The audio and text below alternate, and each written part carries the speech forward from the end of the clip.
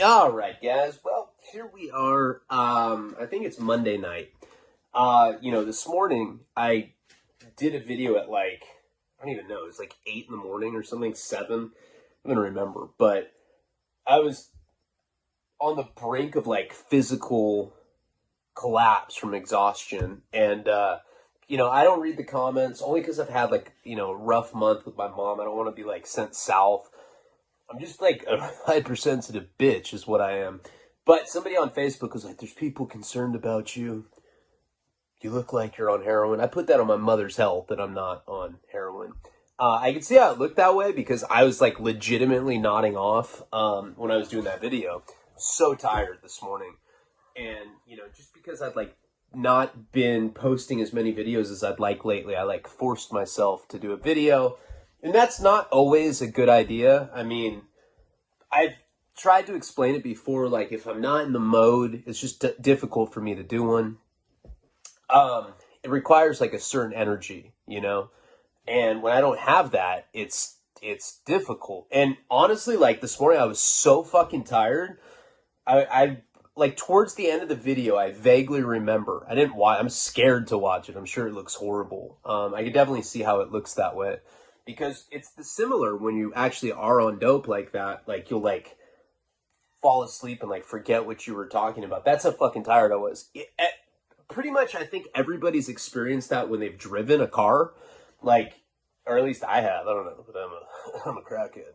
But sometimes when you're driving, you know not to go to sleep while you're driving, and you catch yourself nodding out, and then you're all jolted and startled when you come to.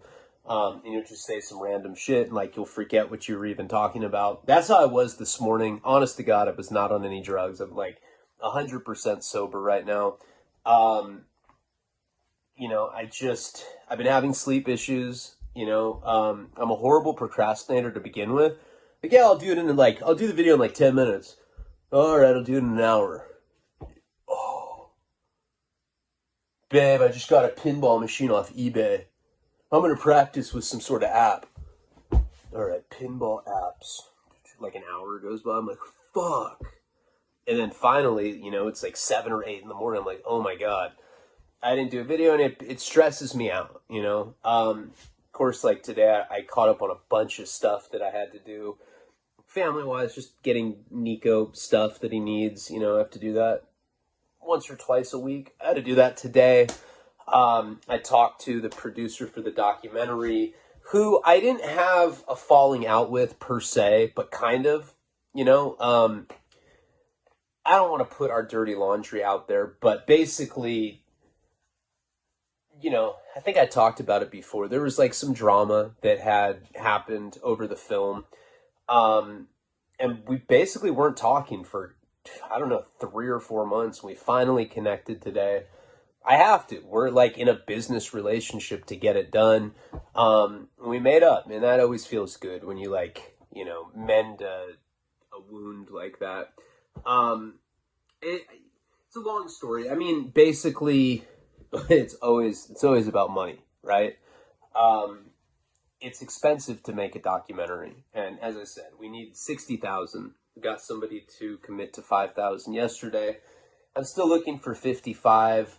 I think I have someone hit me up today that's interested in putting 30, so that would take it down. But I'm going to start aggressively going after financing. I have to come up with 10,000 more by the 1st of next month. So I have a couple weeks. I'm pretty good at finding people that will, invest in the film. There's still points to give up. Right now I own a pretty significant chunk of it. I don't want to say exactly what I own, but it's decent. I'm really not in it for the money. I look at it as more of a long-term career platform for me. And I also look at it as an opportunity to save people's lives, especially my own kids, they can see what a crackhead I was. Oh, check, this is the part where I prostituted myself out for Tylenol 3s. No, just kidding, that's my bitch ex-wife. My fucking son, high five, yeah. Fucking hate women. Treat them like that too, yeah. No, definitely one thing that I regret in life is how I treated women. Even that bitch. That sounded horrible. But even her, I mean, I was never, Karina I'm nice to. I don't emotionally abuse her, batter her, but in previous relationships I was horrible. And I regret that. I can honestly say, like, I made a mistake with how I treated women in the past. Never hit any girl in my life. Ever. Girls have hit me, though. Like, you see, you're a punk. You ain't do anything back. I'm like, I'm not gonna do... If I hit you, then I'm a punk. This game sucks. I'm out of here. I'm gonna go play pinball on my phone later. Fuck. 40 points, right on. Alright, anyway. I'm not on heroin, though. I can definitely see how people would think that I have a bad track record, but I put it on my mom's health that I'm not. I was just physically exhausted. I've been going through some manic shit, kind of doing what I can to not go into a depression, whatever.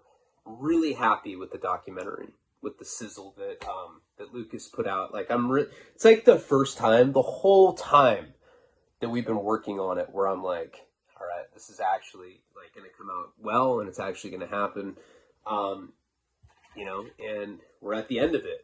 He starts the last phase of it on the 1st. There's going to be a 2-hour cut available on the 30th of this month. I'll post it on Patreon. That's not it. That's just a very rough cut of the entire film. I have not seen it yet, so I might set it up so that we can watch it live and we can like chat and shit. I think that would be cool. I'd have to be at a place with better Wi-Fi. But I'm looking forward to that. That'll be like the first draft of what it'll ultimately look like with the new director. But you can tell from the sizzle, like, he knows what he's doing.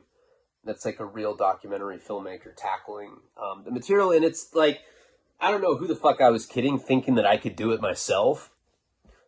I was like, yeah, hold on, dude, I'm just going to edit this documentary and then I'm going to go hunt wild boar. What are you doing? Yeah, I thought so. You're doing nothing, bitch. Fuck, I'm the talent. I'm the writer. I'm the producer. I'm the fucking director. What? Oh, you hunt boar too. It's really mature, bro. Fucking idiot. Do you write? Yeah. You write. Alright, I'm being a weirdo, sorry. So that's it, going after money for the doc. There's investment opportunities open for anybody. Yeah, I'm sure I'll get it. I'm not even stressed out about it. I just want to see this thing get done. And think about how many people's lives it can touch in a positive way. A lot, including my kids. Like I said, like, that's most important to me. It's also a great opportunity to plug the Narcan initiative, which behind the scenes, Alex and Joe have been putting a lot of work into it. And that's going to be up and operational for sure by the time the film comes out. And these are things that took me forever. They took me forever to do. But they're actually happening. And I'm proud of that. I turned a negative into a positive. And anybody can do that. Honestly. That's not me joking. I hunt wild boar, too. When I'm horny. I gotta fuck a boar. I'm gonna kill that one and fuck it. I hate women. Ugh. Alright. Let's get into the story. I shaved, I showered. Butterfly fucking dingleberry, like, came out of my asshole. It was like a caterpillar that fucking blossomed. I was like, ew. Like, it was flapping its shitty wings and it stunk. I was like, it checks out. It was gross. Karina walked into the shower and she's like, oh my god, your dick stinks. I was like, I don't know you're gonna say that. Then we Eskimo kissed. I love you too. You can tell I'm in a goofy mood. That's good. That's good. So I don't even remember where we were at in the story last night. I don't know why I'm going off on the Henry thing. I'm going to try to do another video tonight. Don't kill me if I don't. I'm going to try, though. But this Henry thing is pretty interesting. And it's during that period where, right before the breakdown. So we're going to examine that right now. So Karina ends up getting fired, right? We had met up with Henry, and basically he told me, well, dude, we didn't meet up with him. The guy was like stalking us while we were sleeping. And he told me that he'd give me $3,500 if I could break into some dude's house and steal photographs of his kid and his ex-wife or whatever she was to him. The whole thing was weird, and I was like, I was not down for it. I was like, you know what? Money is cool, but I don't want to get killed, because that's what I thought. So fast forward a little bit. That happened July 5th, right? I know that because it was after the day that I think we conceived Nico. It was like the most passionate lovemaking we've ever had. It's like farting saxophone noises. I was like, I love you. I love you too. Even though you're white. All right. We ran into him that day, and then shortly thereafter, Karina got fired from her job. That was like our only source of revenue at that time. You know, I mean, stealing my mom's credit card, that was out the window. My royalty checks, I don't remember what they were, but they were pathetic. You know, it's like the kind of shit that like people laugh at you for. Like, that's what you made off your book. I don't know. You know what? To be honest, most writers don't make anything. You know, most writers sell 75 copies of a book in their lifetime. So just the fact that I was making a couple $100 off it a month was a good thing. But it was certainly not enough to contribute. You know, I'd get it. I'd be like, yeah, royalties are coming in. I'll get a shelter for sure.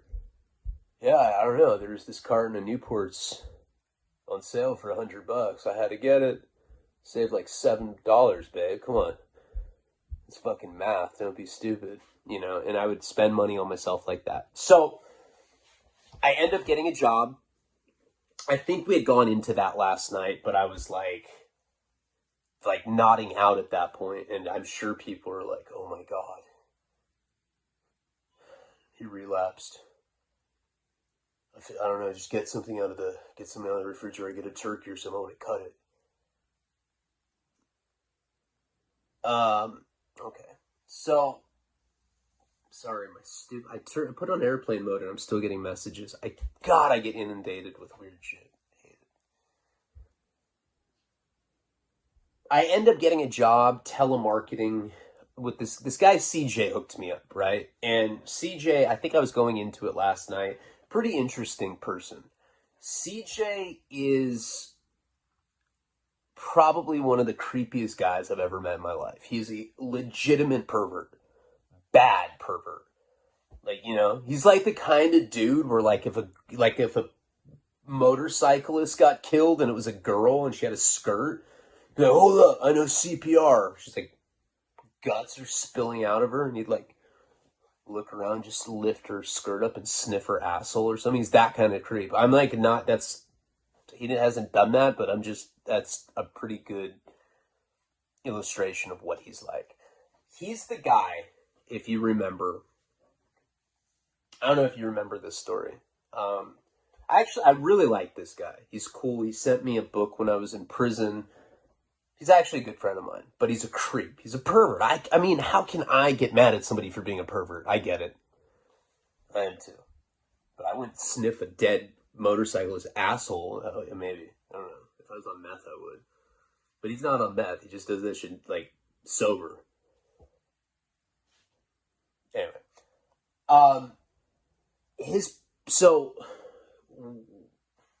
Well, you know what? Well, no, I'll just say it. I was going to say it has to do with the Henry situation later, but I'll just tell you right now. I don't know if you guys remember this, but one night after Karina got pregnant, so I found out that Karina was pregnant on August 3rd, my birthday, 2017. I was turning 32. I was smoking crack with my friend. Remember that like guy that inherited tens of millions of dollars because he had like a one night stand with some tweaker girl that like had rich parents and then they died and they left all the money to him. So now he's just some super rich crackhead. That's CJ's best friend. I don't remember what I had named him in the other series, but classic guy. And these guys are like two peas in a pod. They are straight up perverts. They have like trading cards of like naked, like sexy college co-eds and shit. I'm like, dude, does it have stats on it? They're like, dude, it says their favorite book. This one likes 50 Shades. Definitely fuckable. And I'm like, they're like that. I'm not joking. right after I got pregnant, or right after I got pregnant by a dude, construction worker, I promised Karina that I'd stop drinking. Right? I swore up and down. I was like, I'm done. So I'm not going to do that anymore. If you're not going to drink, I'm not going to drink because I'm a good guy. And I'm going to show solidarity. Because if you remember, Karina had emotionally cheated on me more than once. Hitting up her ex-boyfriend, who's this, whatever. I don't want to talk shit about my chick. But I broke up with her. Then on my birthday, I'm smoking crack. I blow the hit out, and I get a text message, and she's like, I'm pregnant. And she sends me a positive pregnancy test, like in a text message photo. I'm getting a booyah blast. It's like reverberating. I'm like, oh no, what am I going to do? But I will say, the next day, I was a good guy about it. I said, look, I believe in a woman's choice. If you want to get an abortion, I'll pay for it. I'll also give you $400 extra. I'm not saying that's what I want you to do. I'm just saying I'll pay you to do it, please. No, I didn't put any pressure on her. I said, if you want to get an abortion, I'll support that decision. I'll pay for it. If you want to have a kid, I'm an irresponsible fuck. I'm a junkie. I'm a hype. I'm a fucking player. I'm a sex addict. I gamble. I fart. Smell like shit, but I'll try to be the best dad that I can. But it's your choice, and I don't want to put pressure on you either way. And on my birthday, August 3rd, instead of, I was out partying all night, smoking crack with strippers. Hung over as fuck the next morning. But I was a good dude. Took her to Planned Parenthood, took her to all of her little appointments. I didn't have a car, we just walked everywhere. And then if you remember at the end of the day, she was being so sweet. I felt so bad for her too. She was just all scared. Like at the end of the day, I was like, hey, it's my birthday, you want to fuck? She's like, okay. I was like, this doesn't mean we're like boyfriend and girlfriend or anything. It just means we're fucking because it's my birthday. She's like, okay, I'm scared, Papa Daddy. No, that was wrong, girl. And we had sex that night, and we ended up trying to patch the relationship together. But what had happened is the integrity of the relationship had been compromised by the fact that she emotionally cheated. I didn't trust her anymore, and like she hurt me, so I didn't want to be hurt. So I treated her accordingly.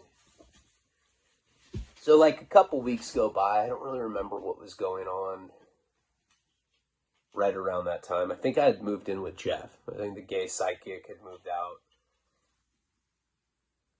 Whatever the case was, I tell her I'm going to stop drinking because she stopped right away. She was good. She stopped drinking right away. I was like, yeah, babe, I'll quit drinking too. And I did. I tapered down. I quit. I didn't even have withdrawals that time. But one night I get a call, probably a week sober, and it's from CJ. He's like, hey, man. Me, the crackhead millionaire guy, a couple of these other dudes I went to high school with, it was like, the boys are all going out to the bars tonight, we're either going to get in a fight or we're going to fuck something. Just wondering if you want to come. I was a week sober. And I was just like, God, I was thirsty. I was like, God, fucking crazy ass long eyebrow hair. I was like, yeah, drink sounds kind of dandy right now. So I end up going out with them. We go to a bar called Wildcat. Santa Barbara, they call it the Shitty Kitty. It's disgusting. You can literally smell chlamydia in there. Like, what is that, man? Oh, that reeks. Oh, it's chlamydia. A bunch of people here have that shit, bro. It's the Shitty Kitty. Hold on, God, my eyebrows. Ow! Oh my God, look at that hair. Jesus Christ, man. Alright, so we're drinking at this bar. Karina calls me. I'm like, fuck, dude, my chick's calling me. They're like, so don't be a bitch, dude. Don't answer it. I'm like, no, dude, she's gonna be mad. We're already having problems in our relationship at this point. Anyway, I was like, yeah, I'm gonna fuck a bitch, man. Oh, yeah, I don't care. Hoes ain't shit to me. They're like, yeah, right on, brother, right on. Right on. They ain't shit. Yeah, me neither. I like fucking guys now. They're like, huh? I was like, I gotta go pee. And I like hurried outside the bar. And I called her. I was like, hey, baby. She's like, why is there music in the background? She could like hear the humming of it. I was like, hun, I don't know. I think I have one of those ringtones. You have Destiny's Child as a fucking ringtone. I'm like, yeah, it's for my, I don't know, yeah. I like Destiny's Child. They're cool. What are you doing? She's like, I think you're out. I think you're out, and I think you're drinking, and I think you're fucking bitches. Then the song changes to, like, Seal. I'm like, fuck, dude. I'm so busted right now. I'm like, no, you know, baby. And, you know, I will say this. One of my qualities that I have is I have the gift of gab. And I can usually make her forgive me. She's easy, too. Like, we'll be fighting. I'll be like, God, babe. I'm just going to be completely fucking 100 with you. Your eyes are so inky and gorgeous. Makes me just want to French kiss you. And she's like, oh my God, all right. I'm like, we'll make up that way. I swear to God, it's not an exaggeration. So I talked my way, like, out of her thinking that I was out. Anyway, go inside. Friends were like, where were you? I was like, yeah, I was just peeing, man. I know you weren't. We were in the bathroom looking for you, dude. Were you calling your chick? Are you that whack? You're that whack, aren't you? They're all laughing at me. I'm like, dude, I'm the only one of you guys that has a chick. Who's the whack one? They're like, yeah, we fuck girls all the time. I'm like, you do not fuck girls all the time. When does this happen? Back alleys and shit and shadowy fucking, you know, settings? I don't see you with any girls. But you know how people are. They start projecting. So they're like calling me pussy whipped, whatever. She calls again. I was like, guys, okay. All right. I am talking to my chick. I got to go. I run like full speed out. Get on the phone. I'm like, hello? It's like Lady Gaga now. She's like, okay, I know you're out. You're fucking Lady Gaga, Seal, Destiny's Child. What the fuck? And I'm like, all right, look. I'm not out right now, but I'm getting pizza, and I don't want you to know because I know that you like pizza, and I'm coming home right now. I gotta go. Oh, bad service. I gotta go. I go back in the bar. CJ leaves. We end up leaving without him. You know, like our group kind of split up at this point. And I start getting call after call after call. You know, sometimes when like a boyfriend or girlfriend's freaking out, they'll just start blowing your phone up. My phone's getting blown up, so I know there's something up. I'm like, fuck, man. I pick it up, and I'm like, you know, I like leave the bar again. I'm like, what's up? She's like, oh my God, you're a fucking scumbag. Bah! She's just going off on me. She sends me a screenshot. It's CJ at center. And it said something to the effect of, hey, we're trying to have a boys' night out. Why don't you just leave Ryan alone? We're just trying to get drunk and have fun. You're fucking killing it. Jesus. She's like, what is this? I'm like, oh my God. Like, I'm looking at the screenshot. I'm like, what? Put the phone down. I'm like, what the fuck, dude? Why did this guy do this to me? I was like, I'm so sorry, baby. Oh my God, the reception thing again. I hang up on her. This dude told on me. This guy told on me. Told her that I was out drinking with my friends. You don't do that. That's like snitching. Felt like taking him into a prison kitchen and butt fucking him by like a flour bag or something, like an American Me. I was pissed. I call him. He's wasted. He's like, come on, bro. I'm trying to help you. I'm trying to help you, homeboy. You can't be run by bitches, bro. And I'm like, dude, where are you? He's like, I'm at this pizza shop, just chilling. And just the way he said it, I was like, you know what? Hang up the phone. And I tell that my other friend, I was like, look, I'll beat CJ's bitch ass right now. Fuck that. Go to this pizza shop. He's eating out front. I go up and I dope fiend his ass. I was pissed.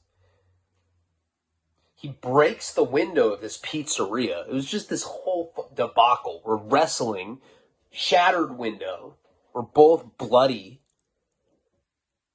And then an Uber comes. He's like, dude, that's my Uber. I gotta go. He like dusts himself off like it never happened. I'm like, what the hell? Dude, that hair. See, I'm late on a haircut, and my eyebrows get really bushy. You guys are probably like, he's on meth now. Last night it was heroin. Today it's meth. They're just bugging me. Look how bushy those are. I don't even think I can get them all. Ow! Wow. Look at that. It's like pubes. I should like put that like with some Elmer's glue. It'll look like pubes and cum. Alright, sorry, I'm immature. So I ended up beating this dude's ass. And that was after I found out Karina was pregnant. So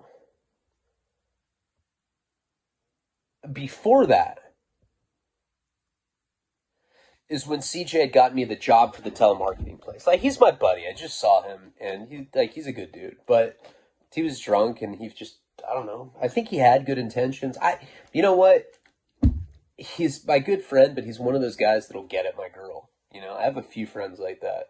And like, she'll tell me, she's like, dude got at me. Fucking lame. And she's cool. You know, she'll put him on blast, and she'll reject him hard. But this group of people I'm talking about are the kind of people that would get at her. So he ends up getting me a job at the telemarketing place. I went into this video last night, and I smelled black tar heroin. I asked him for some, gives me a half gram, and I end up relapsing. Okay, so now I'm addicted to heroin. This is before I'd gotten in the fight that I just told you about. It's probably like a couple months before that. So now I get, I'm drinking. This is before Karina's pregnant too, so she's drinking with me every day, and I start doing heroin on top of that. Now, remember in the Doom Marriage series, I was shooting heroin and drinking that entire time. So I was used to mixing the two together, but Karina wasn't used to seeing me under the influence of heroin, and I was shooting it, and I can't hide. I cannot hide it because of the zits. Like, one day I'm like mild-mannered, like just to like Ryan, like, yeah, hey man, I'm Ryan. Hey Ryan, nice to meet you. Cool. The next day I'm mutated. I look like a Nestle Crunch bar. There's just like all these like, it just looks disgusting. And I'm a picker, so I get sores all over me. You've seen pictures. There's no way of hiding it. So I started looking like shit. I remember probably like 3 days into it. Right, I'm just on a run now. I'm working this telemarketing place. I'm like one of the best people there, if not the best person. I'm closing shit all day there. They're not used to having closers. They have the worst people at this place. And I remember like 3 days into it, I go to fuck Karina, and my dick just does not work. Now, joke about it all the time, but I'm not that well endowed. So when I'm limp, when it's shriveling, I get a vagina. Hey, I'm Amy. How you doing? All right. No, yeah. Come up here on the holiday ski. Do my thing. I like chicks. All right. Cool. Turn into Amy, the lesbian that wears flannel and skis on the weekend. And she's like, why is your dick not working? What the fuck is wrong with you? You're a fucking queer. You're a queer. Look at me. And she's like, super. I was just found a bunch of naked pictures of her the other night on Facebook Messenger, like shit that she had sent me or like whatever, like when we first started dating, we just sent each other naked pictures. That's what people do nowadays, like modern romance. And she was fucking fire when we first met. Banging hot. I remember she was like bent over and she was like doing all these like crazy ass porn moves, and I couldn't get hard. I was like, it's not me, I think I drank a little too much. She's like, you're fucking doing drugs. Something's different.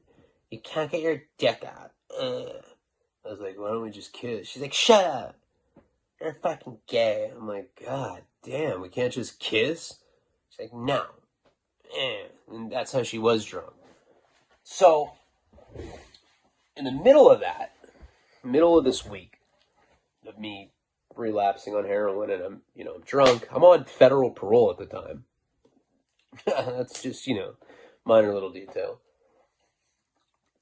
One of the days, and I'm shooting suboxone before this all the time, right? So Karina's used to me shooting up. She's used to me like breaking open cigarette filters and using them to drop the suboxone liquid. You know, you just throw a strip in a spoon, add a little water, stir it up with the plunger, draw it up. You can shoot it. You're good to go. You don't get a rush. It's kind of pointless to do. But I was, I had this fixation with the needle. So anyway, what ends up happening is she watches me shooting heroin one time. She's like, wait a second, why is the cotton black? I was like, oh, I don't know, it's just sometimes that happens. If you're funky enough, you gotta have soul though, baby, you know what I'm talking about? And she's like, wait a second, is this heroin? I was like, yeah, it is, I'm busted. Sorry, I'm a screw up. And she's like, I wanna try it. Now, I'd already shot her up with suboxone like the second day that we met. And I can say this, right? Jenny died because I shot her up with heroin for the first time. I didn't kill her, but I was certainly responsible for her heroin addiction because she'd never tried it before she met me. And even though I was drunk, even though I was strung out, like that's how you get. If you've been a heroin addict for a while, 10, 15, 20 years, you get a habit quick when you relapse. 2 days and you turn into straight up baby bitch mode. You're like, oh, I'm so cold. Like, how? You just did a shot like 40 minutes ago, you fucking faker. And you're like, oh, because it's become psychological at that point. But regardless of how fucked up I was on drugs or alcohol at that point, I learned my lesson with Jenny. And I said no. I was like, no, I'm not going to give you any. She's like, fine. Just threw a fit. But I can honestly say, like, Karina had asked me to give her heroin for the first time. And I said no because I am a good guy, is what I'm saying.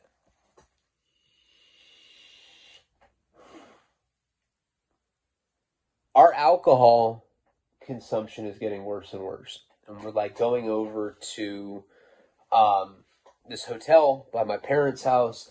For some reason, I remember like my parents letting us stay there periodically. We'd steal champagne, whatever. We end up staying in that abandoned house that I told you about that was by Karina's place, and we were so used to stealing champagne from the hotel by my parents' house when we were staying there that we just started shoplifting, and Karina, I was like, hey, I'm on federal parole. Can you do this? I was that guy, like made her do it. And she would just walk into a grocery store and she'd grab like a fucking handle of Jack Daniels or Wild Turkey. And we would get drunk in this abandoned house, and we'd always set the alarm so we could be up before the construction workers got there at like 7 in the morning. So we always left at like 6.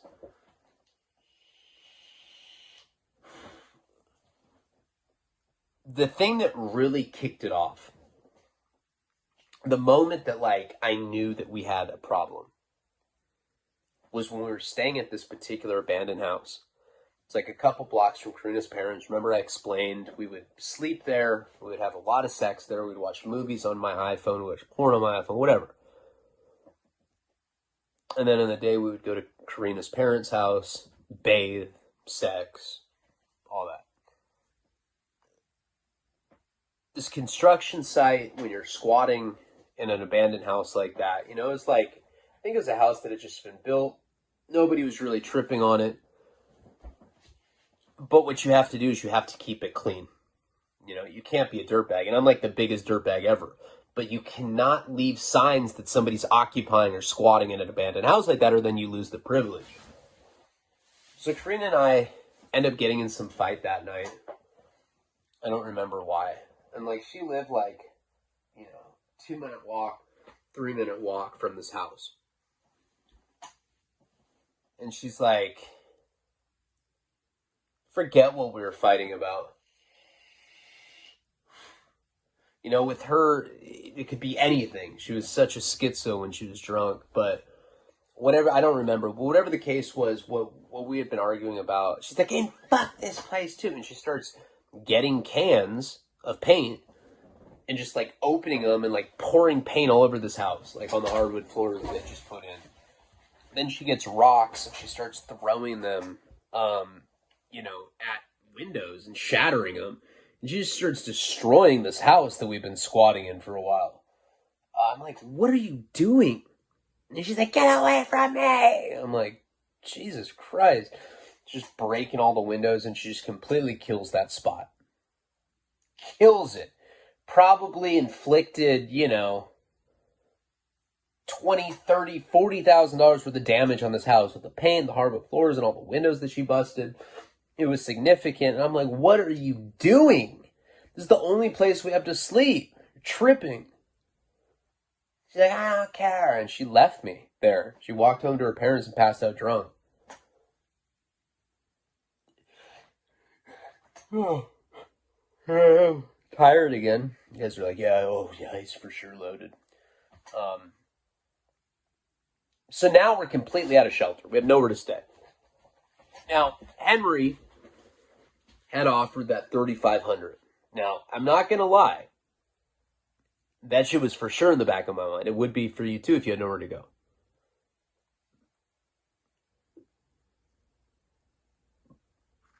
But I didn't have, there's some reason, there's something like holding me back. I don't know. It doesn't matter. I know what happens with all this, but I don't remember a certain detail right here. But anyway, it doesn't matter. The next day, you know, that night, I didn't want to sleep at the abandoned house because she'd broken the windows and done all this damage. You know, if we had gotten caught there, we would have been in a lot of trouble with the law anyway. But with a bunch of property damage on top of that, we would have been straight fucked. Or I would have been. I was already on bail for pimping and on federal probation. I don't sound like Mr. Moral Fiber, you know? They would definitely throw the book at me. So anyway, that was, I think, the first night in many, many years that I went to a park and slept on the bench. What's funny, though, is in the morning, I remember this, in the morning, I wake up, you know, I'm strung out at the time, and it's like 8 a.m. when I finally wake up, probably. And I woke up like around 5 or 6, I went back to sleep, I woke up at like 8 a.m. There's no bathrooms in this park. It's like one of those one of these parks that doesn't have public bathrooms. So I just cook up a shot right there on the bench. There's nobody around. There's just like a couple like random old women like walking dogs, couple moms in strollers, shit like that. Guys wearing USC shirts with like a bunch of like chest fucking sweat they probably spray on with like chest perspiration spray to make it look like they're like actually running, but they really just want to run into all like the horny housewives. I've seen this in suburbia. It's a real thing. So I do a shot of heroin and I end up falling back asleep. I wake up and I just hear all these kids talking. And I just like wake up and there's all these like juvenile delinquents around me. You know? It's not the same as when I was in high school. There's not like people aren't wearing like white t-shirts and like baggy jeans, you know. These are kids, they're like wearing FUBU and they have like a hat to the side. I'm like, are you serious right now? They're like, oh, hey man, this is our bench. This is where we come to chillax. I was like, dude, don't ever fucking say that again. He's like, okay, well, you want to hit some pot? I was like, of course I do.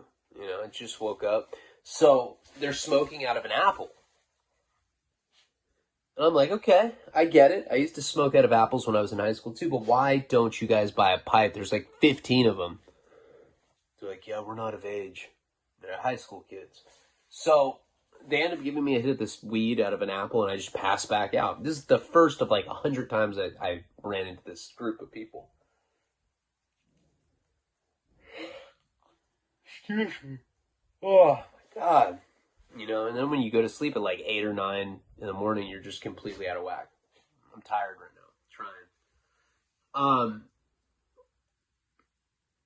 It was just kind of funny, though, that these, like, kids... I was like the man on the couch from Half Baked. I just, like, woke up and, like, hit the apple. I was like, all right, guys. I, like, went right back to sleep. And I go to see Karina. You know, now I'm like up and shit. Probably like 11 a.m. when I finally wake up from that sleep. And I walk over to her house, and there's just shit everywhere. Books, CDs, she's just chucking shit out of her upper window. I'm like, what are you doing? She's like, I'm fucking done with you. I just got a message from a bitch you've been talking to, and she said that she wants you now, too. I was like, so why are you throwing your stuff out the window? I don't fucking live here. Those are not my CDs or DVDs, you weirdo. She's like, oh. She's like, stops throwing stuff. It was and it was at that point, you know, where I'm strung out. She's horrible. She's getting worse and worse. Her job was her identity. You know, she worked for like a high-end salon. And she was really proud of that, right? Well, now that she lost her job, she didn't have anything. She's just going hard in the paint. And it was at that moment that I realized we had to go to rehab. So I called my dad. I kind of explained the situation. I was like, hey, I'm doing heroin again. You know, my girl is like a complete piss drunk. Can you please help me get into a treatment? Now, I'd gone to this place, which I will do multiple videos about, you know, and I don't want to go too deep into it in this particular story because I want to get back to Henry. This information is important for the Henry storyline, but just the nuts and bolts of it, I just want to gloss over it. You know, eventually, the end of this like run that I was on with heroin, you know, I just had enough. And also seeing Karina in that state, it was really sad. She's a great person. She really is. She's one of the sweetest people you'll ever meet. But when she has just a couple drinks, she turns into a fucking satanic horror. She's just like, I ate cock. I'm just like, Jesus Christ. She flirts with everybody drunk. It's horrible. Anyway, we get our parents to, like, I think it was only like $1,000 to get into this specific place. Now, this place is run by this older lady, this like cougar. And when I first met her, she was definitely inappropriate, flirting with all the patients. And she was dating a 20-year-old. She was like 49. She was dating a 20-year-old. It's like, obviously she had like a low self-esteem and wanted to go after like these young dudes so that she could control them. And that's exactly what she did. This particular detox is the one that my friend Preston had gotten me a scholarship into. It's like in a house in Orange County, and it is very unprofessional, right? It's just extremely bad. They were trying to, like, you know, pit Karina against me. Preston just went through there with his girlfriend. They were trying to do the same thing. They were just really harsh with me from the get-go. Even though they'd given me a scholarship the first time, I got kicked out of it. But I begged them. I said, look, we're going to die. We need help. So they took us in, and right away, like, Karina's, like, doing the intake, and she's looking at the guy, and she's like, sorry, I'm a bit distracted right now by this dude. I'm like, well, suck his cock then, slut. She's like, maybe I will. I'll do it, I'll think about you. Think about you sucking someone's dick. And I'm just like, oh my God. So that really it flew me into a rage. Then they separated us, and this girl that ran the program knew that I had jealousy problems. So she would intentionally try to make me jealous. She'd like have one of the best looking male staff. I'm like, damn, I'm not even gay, dude. I'd make out with that fool. Fucking, he's fire, you know? And like, they'd be going for a walk, and she'd be like giggling, and like they're eating croissants and shit. And I'm just like, you know what? Fuck this, you know? Got caught kissing her a couple times, got caught, you know, with my fingers in her panties and shit. We were always getting yelled at. We weren't allowed to talk to each other anymore. We were on, like, you know, in rehab terms, we were on like separatees, or we were on a contract where we couldn't talk to each other, whatever you want to call it. Every rehab calls it something different. So we're watching Shawshank Redemption one day. We're only there for like 2 or 3 days. And she starts jerking me off. And she's like, does it feel good? I was like, yeah, it feels great. Fucking let me touch your tit. We're underneath this blanket. I'm like going under her, her skirt, like whatever, dress thing.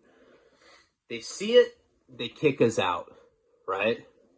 And, I'd already covered a lot of the stuff in, in the Relapse series, but that's why I'm just glossing over it, because there's a lot of interesting stuff that happened. I think I'm going to do an entire storyline about this particular rehab, because it's evil as fuck, and lots of crazy shit went on both times that I've been there. So we get kicked out, and we have my mom's car at this point. Because I'm going to rehab, my parents didn't want to drive me down there, so they said that I could borrow her car, on the contingency that I only go to rehab, and when I'm done, I return it to them. Now, because of confidentiality laws, they cannot tell my parents that we left. They just can't do that, We signed a HIPAA contract where they're not allowed to release personal medical information, which is what this would be considered to our families. So I was going to play it off, where I was going to have their car, and she drove an X3 BMW. Same car that we first drove when I got out of prison. We sold it maybe 4 or 5 months ago. But, so tired again. So we had the car. We left there because they were just being fucked up to me from the get-go. And I pretty much got caught fingering and trying to squeeze my baby mama's boob, which she wasn't my baby mama yet. So we had this car, and with the X5, you can put the seats down, and there's actually a pretty nice little area where the seats are down, where it's nice. It's like two people can fit in there comfortably. We'd have wild rodeo sex in there. I'd be lassoing her. It had a lot of room in there. But we didn't have money for food. We didn't have money for cigarettes. We didn't have money for alcohol. All we had was that car. My parents thought that we were still at this particular detox. So Karina's like, I think you should call the guy. I was like, what guy? She's like, the guy that wants to pay you to break into this guy's house. I'm like, are you listening to what you're saying? I'm out on bail right now for being a goddamn pimp. Federal probation. And you want me to break into somebody's house? I don't even know if the guy's a cop. I don't know if it's even... And a private investigator's even worse. Shit's probably booby-trapped. There's Home Alone type, booby traps set all over the house. I'm sure there was at least security. I did not want to do it. And I will say that she kind of pressured me into it. I did not have Henry's number, though. That was the problem. When we had exchanged numbers or whatever, he had my phone number, but I didn't write his real number. I didn't type his real number into my cell phone. So anyway, we get back to Santa Barbara, and she's all mad at me because I don't have this guy's number. She's like, you're a fucking idiot. That was $3,500. I can get 3 bottles of Chanel shampoo for that. That's not even a real thing. But, she's into designer stuff. Whatever. And it was true. I had no way of getting a hold of him. Now, at the place that I showed you the video of, this particular work complex, there is a place, there's multiple parking lots, but there's this one parking lot that was relatively close to where he had seen us. Now, I don't know how often this guy lurked there, but, I ended up running into him 2 different times before when I was at this particular complex. So I figured if I went and parked in a place where he was going to be able to see me, maybe there was a chance that I'd run into him again, or maybe I'd get a call from him. So we ended up sleeping in the back of my SUV. We're in this work complex, I don't even know how to describe it. Just a bunch of office buildings, spread out in that industrial complex, whatever the fuck, however you say it. And the first night, we sleep there. I'd pretty much been tapered off, They do a buprenorphine, which is suboxone. They do a suboxone detox and taper at this particular detox center. I was already prescribed suboxone, so I basically got inducted, which means that, you know, they made sure that it was safe for me to take it and I wouldn't go into precipitated withdrawal. And then I got right back on suboxone, in case you're wondering. So I'm like shooting suboxone again. Of course, we relapsed on alcohol like the second we got out of there. And we're trying to run into this creepy dude on purpose. Definitely more Karina's idea than mine, because he had creeped me out so badly. I mean, the story that he had told me, that I told to you, which I probably screwed up on details, you know, because it's a secondhand story and I've only heard it once. I never believed that story, you know? I never believed, I mean, it just sounded so outlandish. And then on top of that, there were times, not then, but like sometime in like 2014, I want to say. So like, you know, 3 years before this, I had been thinking about him, you know, at a certain point. I started thinking about Henry. And I like Googled, you know, murders that had happened with that particular hotel in Santa Barbara. It was this monthly hotel. And I started looking it up on the internet and I couldn't find anything about it. And so my logic behind that is this, you know, if a woman and her young child was murdered, slaughtered, found in a hotel room, you would certainly think that that would make the news. You know, that's something that doesn't happen all the time. That's newsworthy. It's a horrible, tragic thing, especially in a small beach town when murders happen there. It's all over the papers. I could never find in the papers. So with that being said, and like, you know, it was probably one of those things in 2014 where I just like thought about Henry and I was like, I want to see if this guy's full of shit. I'm going to fact check his bitch ass right now. Oh, lied about the double homicide trick, huh? All right. Couldn't find anything, you know. So when I ran into him again, you know, maybe I'd forgotten to mention that, but I had this preconceived notion that he made the entire thing up. And that's why I was creeped out about him, you know. Even though he was willing to give me $3,500 for this particular job or whatever, I just didn't want to do it. But Karina was sick of being a bum with me. I mean, she was a rider, you know, and she would sleep in abandoned houses with me. And she would, you know, pay for my stuff when she had money. And she had some problems because she was an alcoholic. But all in all, like, I loved her back then. And, like, nowadays, she can do me no wrong. You know, I think that I didn't say that right. But, like, I love her with all of my heart nowadays. She's my best friend. Remember? I think I said last night, I was saying to her, I was like, I love you. I love fucking you. I love fucking you because we're best friends. It's like fucking a homie or some shit. And she was like, oh, you've been to prison. You know, and that's always what girls think when you say stuff like that. So anyway, we end up sleeping at this complex, you know, for a while. I don't remember how many days, but basically we're like panhandling, coming back, sleeping at night, hoping that we'll run into him. And this is the thing, like, it wasn't just that we were trying to find this guy. It was that she was mad that I didn't write down his phone number and that I'd thrown away the opportunity to make that kind of money. Or like put it in my phone incorrectly on purpose. Whatever the case was. It was just like something we were fighting about a lot. We fought about everything. So I think like a week goes by, something like that. So now we're into like mid-July. And I never run into this guy. Like he never shows up at this complex. And we have to move, you know. At one night a security guard comes up to us, tells us we have to move. Because there are security, but they're not there every night. It's like security that goes up and like checks on the property. So we end up just leaving. Right? About a week goes by, and I think maybe I had to give my parents their car back.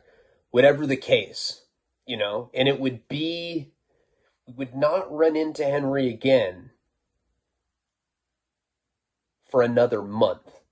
We'll get into that in the next installment of this video. I have to take a disgusting shit, the kind that you wouldn't want your dad to know about right now, and I've been holding it, and I'm super uncomfortable. I was going to end this on a cliffhanger, but this would take too long to get into it, but I will do another video.